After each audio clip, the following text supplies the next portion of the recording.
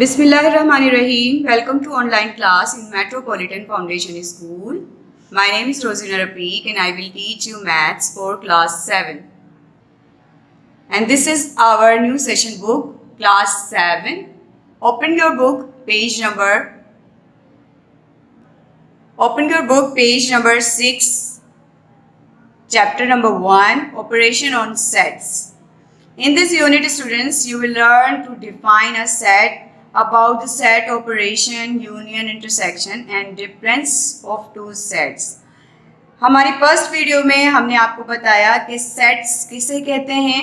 A set is a group और a collection of distinct with well defined objects. किसी objects को ज़्यादा अच्छे से डिफाइन जो चीज़ें करती हैं उसे हम सेट का नाम देते हैं.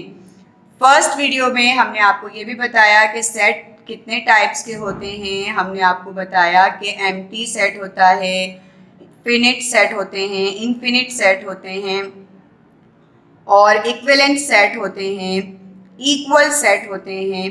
तो इसी को आगे कंटिन्यू करते हुए हम अपना आगे का वर्क स्टार्ट करते हैं. पेज नंबर 8 पर मैंने आपको समझाया था सिंबल्स यूज्ड इन सेट.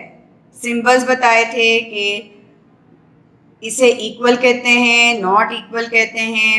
ये मेंबर होता है फैमिली का, ये मेंबर नहीं है फैमिली का. ये एम्प्टी सेट के लिए यूज़ होता है, ये प्रॉपर सबसेट के लिए यूज़ होता है, इज़ नॉट प्रॉपर सेट और सबसेट. ये सिंबल्स हैं. ये सिंबल्स मैंने आपको कहा था आप कॉपी में भी डन करेंगे. यहाँ तक मैंने आपको समझाया था और इसके बाद हमने क्वेश्चन नंबर 1 और क्वेश्चन नंबर 2 आपको करवा दिया था. आज हम अपना क्वेश्चन नंबर आगे का क्वेश्चन नंबर स्टार्ट लेंगे जो कि है क्वेश्चन नंबर 3. अच्छा, हमारा क्वेश्चन नंबर 3 जो है वो यूनियन पर डिपेंड है, यूनियन और इंटरसेक्शन. यूनियन के लिए मैं आपको एक थोड़ा सा यहाँ पे एग्जांपल के तौर पर समझाऊंगी कि यूनियन ऑफ सेट किसे कहते हैं. A set containing all the elements of A and B is called the union set of set A and set B. क्या मतलब हुआ कि तमाम के तमाम एलिमेंट्स जो कि A और B में मौजूद हों, यानी जो A सेट में भी मौजूद हों और जो B सेट में भी मौजूद हों, वो सारे के सारे एलिमेंट्स मिलकर हमारा यूनियन कहलाता है. Example, create the union set for the following set. A is equal to bracket 1 dash 1 comma 3 comma 5 comma 7 comma 9 bracket close. B is equal to comma 0 comma 3 comma 6 comma 9 bracket close. अभी देखिए इसका solution. If a set that consists of the member of set A and B together is created, it will look like this: 0 1 3 5 6 7 9. This set is called the union of A and B. ये देखें, it is expressed as A union B. इसको A union B इस तरीके से लिखेंगे. अच्छा, क्या कहते हैं इस एग्जाम्पल में, क्या कहते हैं कि A के वर्डिंग आपको दी गई है 1 3 5 7 9. B की क्या दी गई है 0 3 6 9. यहाँ मैंने डेफिनेशन में आपको क्या समझाया कि यूनियन वो एलिमेंट्स जो कि A में भी हों, B में भी हों, उन तमाम को हम सीक्वेंस में लिख दें और सब का सब, तमाम का तमाम, यानी जो A में भी है और जो B में भी है, उन सब को हम एक साथ लिख दें सीक्वेंस से, तो वो यूनियन कहलाता है. ये देखिए 0 1 3 5 6 7 9. यहाँ देखें इसमें 2 नहीं है, इसमें 2 नहीं है, तो वो स्किप हो जाएगा. जो चीज़ें हैं उनको हमने सीक्वेंस में लिख दिया, तो ये हमारा यूनियन कहलाया A यूनियन B. ठीक है, अब ये देखें. So if A is equal to 1 3 5 7 9 and B is equal to 0 3 6 9, then A union B is equal to 1 3 5 7 9 union 0 3 6 9. अब देखिए यूनियन बीच में लगा हुआ, यूनियन की अलामत बीच में लगी हुई है, तो हम क्या करेंगे, इन दोनों को एक साथ कंबाइन करके यहाँ लिख देंगे, बट इन सीक्वेंस, सीक्वेंस के साथ लिख देंगे तो यह हमारा आ जाएगा यूनियन। ठीक है, ये यूनियन बहुत इंपॉर्टेंट है, आगे की क्लास में भी आपको बहुत हेल्प करेगा, क्योंकि यूनियन और इंटरसेक्शन हर सूरत आपको आने चाहिए और आप अच्छे से इसे समझिए। यूनियन का मतलब मैंने आपको क्या बताया कि दो एलिमेंट्स हों, दो मेंबर्स हों, तो दोनों मेंबर्स के तमाम एलिमेंट्स को एक साथ सीक्वेंस से लिख देने को हम यूनियन कहते हैं। आई रिपीट इट अगेन कि दो मेंबर्स के एलिमेंट्स को एक साथ सीक्वेंस से लिखने को हम यूनियन कहते हैं। A set containing all these elements of A and B is called the union set of set A and set B। यानी तमाम के तमाम एलिमेंट्स जो कि A में भी हों, B में भी हों, उन सबको एक साथ लिख दिया जाए तो वो यूनियन कहलाता है। एंड देन हमारा topic number 2, intersection set. Intersection set क्या होता है? A set containing the common element of A and B is called the intersection set of A and B। Example, create the intersection set for the following set: A is equal to 1 3 5 7 9, B is equal to 0 3 6 9।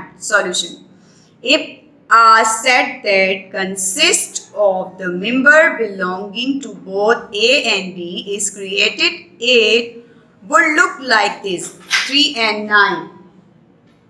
This set is called the intersection of A and B. It is expressed as A intersection B. So if A is equal to 1 3 5 7 9 and B is equal to 0 3 6 9, then A intersection B is equal to 1 3 5 7 9 intersection 0 3 6 9. A intersection B is equal to 1 3 5 7 9 intersection 0 3 6 9। तो देखें A intersection B हमारे पास क्या मिल गया? हमारे पास मिल गया 3 और 9। Intersection का मतलब क्या यहाँ पे बताया है डेफिनेशन में? A set containing the common elements of A and B is called the intersection set of A and B। वो कॉमन एलिमेंट्स जो A और B में भी मौजूद हों, वो कॉमन एलिमेंट्स जो A में भी मौजूद हों और B में भी मौजूद हों, तो वो क्या कहलाते हैं? वो इंटरसेक्शन सेट कहलाते हैं, वो एलिमेंट इंटरसेक्शन कहलाते हैं। A set containing the common elements of A and B is called the intersection set of set A and B and set B। वो एलिमेंट यहाँ देखें एग्जाम्पल में बताया जा रहा है, देखिए ये A है, ये B है, कॉमन, कॉमन यानी एक जैसे, एक जैसे। यहाँ देखें 3 कॉमन है, यहाँ देखें 1 है, यहाँ 1 नहीं है, यहाँ 0 है, यहाँ 3 है, हमने लाइन लगा दी, कॉमन है, 5 है, 6 है, 7 है, 9 है, अब यहाँ देखें 9 है, हमने लाइन लगा दी। तो क्या मतलब हुआ हमारा? 3 और 9 जो है हमारा इंटरसेक्शन है, और इसके लिए क्या अलामत लगाते हैं? ये देखिए U को हम उल्टा करके इस तरह लिख देते हैं, तो ये हमारे पास इंटरसेक्शन आ जाता है। ठीक है, आई होप कि आपको अच्छे से समझ आया होगा कि यूनियन क्या होता है और इंटरसेक्शन क्या होता है। यूनियन वो एलिमेंट्स होते हैं जो दो ग्रुप्स में मौजूद हों और वो सब के सब एक साथ एक ही फैक्टर बनाएं, एक ही कॉलम में आ जाएं, एक ही ब्रैकेट के अंदर आ जाएं, तो वो यूनियन कहलाता है। और इंटरसेक्शन क्या होता है कि दो ग्रुप्स हों और उनके एलिमेंट्स जो सेम हों, जो सेम एलिमेंट्स हों, वो इंटरसेक्शन कहलाते हैं। ठीक है, इसकी एक्सरसाइज पर आते हैं हम। Open your book page number 70। Exercise में मैंने आपको पिछली वीडियो में क्वेश्चन नंबर 1 and 2 सॉल्व करा दिया था। आज हम स्टार्ट लेंगे question number 3। If A is equal to 2 4 6 8 and B is equal to 1 3 5 7, find A union B। क्या मालूम करना है हमें? हमें मालूम करना है कि A अगर A 2 4 6 8 हो और B 1 3 5 7 हो, तो मालूम करें क्या, A union B, A union B मालूम करें इन दोनों की मदद से। स्टार्ट लेते हैं हम इस सवाल को। क्वेश्चन नंबर हमारा है 3। ए इन्होंने दिया 2 4 6 8,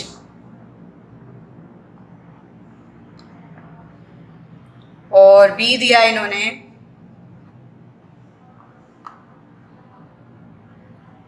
1 3 5 7। तो हमें मालूम क्या करना है, हमें इसका यूनियन मालूम करना है। इसका यूनियन मालूम करना है हमें, हम लिखेंगे A union B is equal to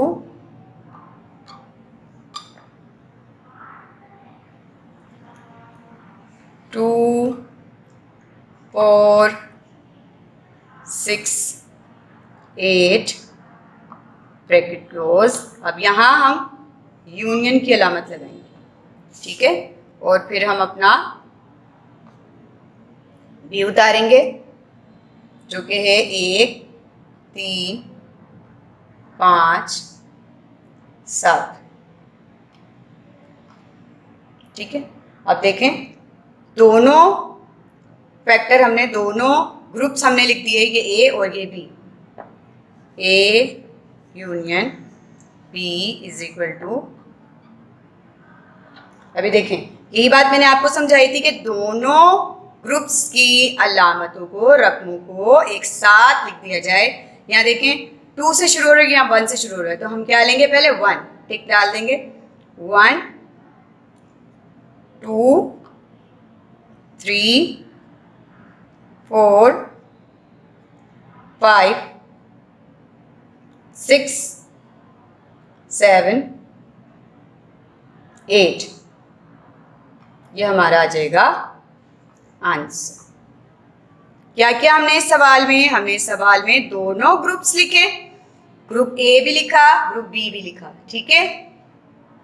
सवाल उतारने के बाद हमने क्या किया, A union B is equal to 2 4 6 8 union 1 3 5 7, ठीक है। और फिर हमने इन दोनों कॉलम्स की रकमों को एक साथ सीक्वेंस से लिख दिया, तो ये हमारा क्या आ गया, यहाँ पे हमारा आ गया यूनियन। यही बात मैंने आपको समझाई थी, यूनियन का मतलब all to all but in sequence, तो ये हमारा क्या कहलाता है, यूनियन कहलाता है। इसके बाद हम स्टार्ट लेंगे क्वेश्चन नंबर इसका, क्वेश्चन नंबर 5 स्टार्ट लेंगे इसका, जो कि है देखें, if r is equal to 1 2 3 4 5 6, s is equal to 0 3 6 9, t is equal to 1 3 5 7, then find r intersection t। Part 2 है इसका s इंटरसेक्शन r, पार्ट 3 है t इंटरसेक्शन s। 3 पार्ट हैं इस सवाल के कि अगर आपके पास 3 कॉलम में वर्डिंग मौजूद है तो आप इंटरसेक्शन मालूम करें आर और टी का, एस और आर का, और टी और एस का इंटरसेक्शन मालूम करना है इसमें। अब तक हमने यूनियन मालूम किया था, अब हम मालूम करेंगे इसका इंटरसेक्शन। स्टार्ट लेते हैं हम अपना क्वेश्चन नंबर 5, जो कि है हमारा r इज इक्वल टू 1 2 3 4 5 6, और s है हमारे पास 0 3 6 9, 0 3 6 9। अच्छा, और t है हमारे पास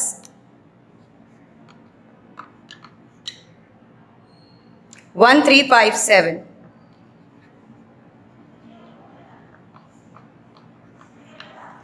ठीक है, हमारे पास R, S और T तीनों हैं।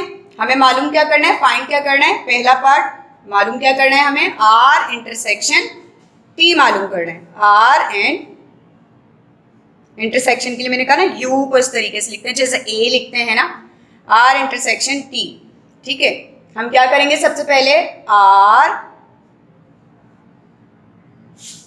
Intersection T is equal to R की पूरी वैल्यू लिख देंगे जो कि है हमारे पास 1 2 3 4 5 6। ठीक है, 1 2 3 4 5 6 एंड इंटरसेक्शन की अलामत लगाएंगे यहाँ पर और क्या लिखेंगे, T लिखेंगे, S नहीं लिखेंगे, हमें T मालूम करना है तो T की वैल्यू लिखेंगे 1 3 5। ठीक है, अब ये देखें दोनों कॉलम आपके सामने हैं। मैंने आपको क्या कहा था, जो कॉमन हो, जो दोनों ग्रुप्स में कॉमन हो, ये देखें 1 यहाँ भी है 1 यहाँ भी है, आपने टिक डाल दिया तो हमारा पहला क्या आ गया, लिखेंगे हम R intersection T is equal to क्या आ गया हमारे पास, सबसे पहला 1 यहाँ भी है 1 यहाँ भी है, पहला आ गया हमारे पास 1 और दूसरा क्या है 3।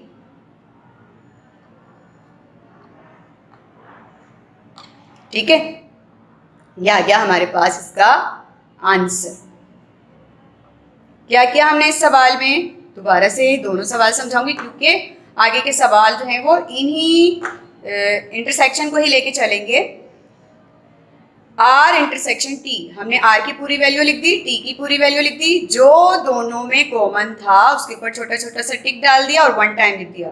2 यहाँ था 2 यहाँ नहीं था, 3 यहाँ था 3 यहाँ भी था 3 लिख दिया, इसके अलावा और कुछ भी नहीं। देखे 5 भी है, सॉरी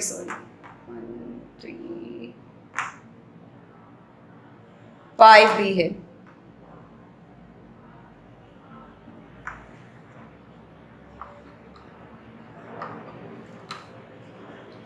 जो चीज़ें कॉमन होंगी दोनों कॉलम में उसे हम एक साथ लिख देंगे तो क्या आ जाएगा, वो इंटरसेक्शन।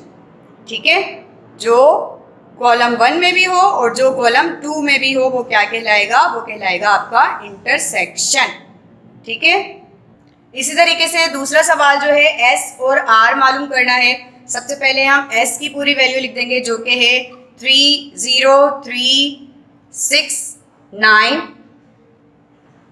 ये हमारे पास S की वैल्यू है और R की वैल्यू है हमारे पास पूरी की पूरी लिख देंगे 1 2 3 4 5 6 7 और 8।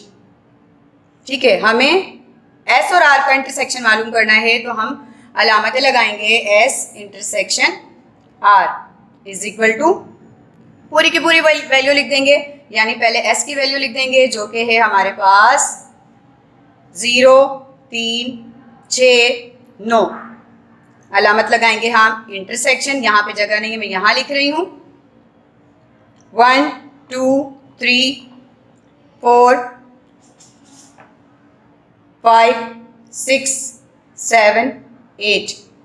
अब ये देखिए जो इसमें भी हो और इसमें भी, इसमें देखिए 3 कॉमन है हमने टिक डाल दिया, इसके अलावा 6 कॉमन है हमने टिक डाल दिया, 9 यहाँ 9 नहीं है, 8 है यहाँ 8 नहीं है, तो हमारे पास क्या आ गया S इंटरसेक्शन R क्या आया हमारे पास 3 और 6। 3 और 6 हमारे पास इसका इंटरसेक्शन आ गया, आंसर आ गया। ठीक है, ये 2 सवाल मैंने आपको करा दिए। तीसरा सवाल जो है 1 2 3, तीसरा सवाल है T इंटरसेक्शन S। T की पूरी वैल्यू लिखेंगे, अब मैं समझा देती हूँ, कीजिएगा खुद भी कुछ कीजिए, ठीक है, समझ आएगा तो आप करेंगे। पूरी वैल्यू आप क्या लिखेंगे, पूरी वैल्यू यहाँ पे आप T की लिख देंगे, इंटरसेक्शन पूरी वैल्यू S की लिख देंगे। ठीक है, जो दोनों में कॉमन होगा, इसमें ज़्यादा मेरा नहीं ख्याल कि कॉमन होगा, इसमें ओनली 3 कॉमन होगा, इसका आंसर आएगा 3। ठीक है, तो ये देखें पूरा आपको बोर्ड दिख रहा होगा। यहाँ हमने क्या किया, हमने पहले क्वेश्चन नंबर 3 स्टार्ट किया, क्वेश्चन नंबर 3 को सॉल्व किया, उसके बाद हमने क्वेश्चन नंबर 5 के 3 पॉइंट थे जिसमें पहला दूसरा किया और तीसरा मैंने आपको समझाया। अच्छा, तीसरे में भी यहाँ से देखें आपको समझ आ जाएगा, ये रहा एस, ये रहा टी। यहाँ से देखें पूरा क्वेश्चन नंबर 3 आपको इसका पॉइंट नंबर 3 समझ आ जाएगा। ये देखिए 3, सिर्फ 3 कॉमन है और कुछ भी नहीं है, तो आंसर यहाँ पे 3 आ जाएगा। एज इट इज उतारेगा यहाँ पर एस और आर, और इसमें जो चीज कॉमन है यानी सिर्फ 3 कॉमन है, तो 3 इसका आंसर आ जाएगा। आई होप कि आज की क्लास में जो कुछ आपको समझाया गया है वो अच्छे से समझ आया होगा। अपना बहुत सारा ख्याल रखिएगा। इंशाल्लाह अगली क्लास में मिलते हैं। अल्लाह हाफिज।